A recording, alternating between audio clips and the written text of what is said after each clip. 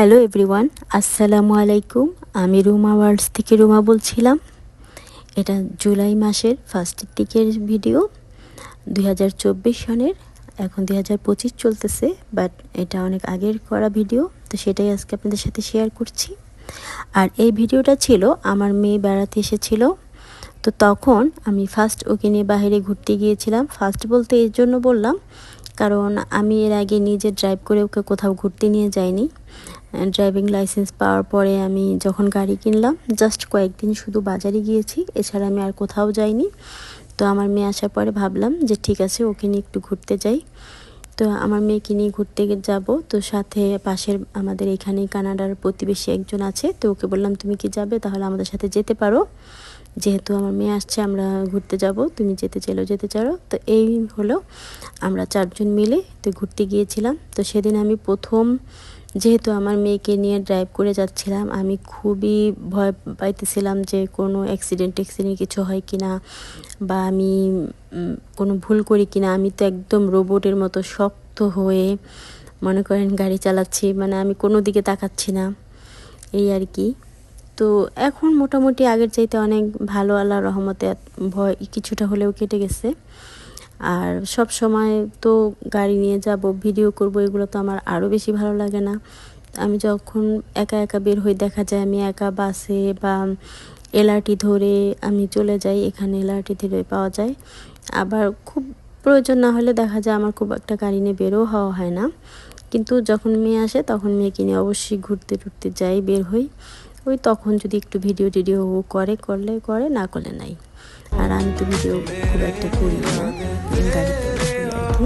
দেখেন আমি ড্রাইভ কীরকম করেছি। আসলে কানাডাতে ড্রাইভ করা খুবই কঠিন, লাইসেন্স পাওয়া আরও বেশি কঠিন। এখানে লাইসেন্স পেতে অনেকবার এক্সাম দিতে হয়, অনেক পরীক্ষা দিতে হয়, দেন লাইসেন্স পাওয়া যায়। তো যাই হোক, আলহামদুলিল্লাহ আমার লাইসেন্স পেয়েছি 22 ডিসেম্বর মাসে, 23 ডিসেম্বরে, 23 ডিসেম্বরে আমি পেয়েছিলাম, লাইসেন্স পেয়েছি। আর 24 আমি তো গাড়ি কিনলামই, মানে নিজের সব কিছু নিজের নামে। তো এর আগে তো আর কি আমার নামে গাড়ি ছিল না কানাডাতে। বাংলাদেশে তো আমাদের গাড়ি ছিল, সেটা তো আলাদা বিষয়। এবং আমি বাংলাদেশে একদম লেটেস্ট মডেলের, দেখা যায় আমি 2020 যখন গাড়ি কিনেছিলাম 20 মডেলটা কিনেছিলাম। তো এখানেও ইনশাল্লাহ দেখা যায় যে আমি হয়তো বা পরবর্তীতে অবশ্যই ভালো কোনো গাড়ি কিনবো, আগে নিজের হাত পাকা করে নিই আরও। আর সাথে আমি চাচ্ছি যে আমার মেয়েটাকে একটু ড্রাইভ শেখাবো। তো যখন ড্রাইভটা করবে, ওর লাইসেন্স আছে, বাট সেটা হচ্ছে আপনার ড্রাইভ করার জন্য না, লার্নারটা আছে। তো ড্রাইভ করার ওই লাইসেন্সটা পেলে দেন আমি চিন্তা করছি যে ওকেও একটা গাড়ি কিনে দিব। আর এই তো, গাড়ি ছাড়া আসলে বাইরে মুভমেন্ট করাটা খুবই টাফ, খুবই কষ্ট।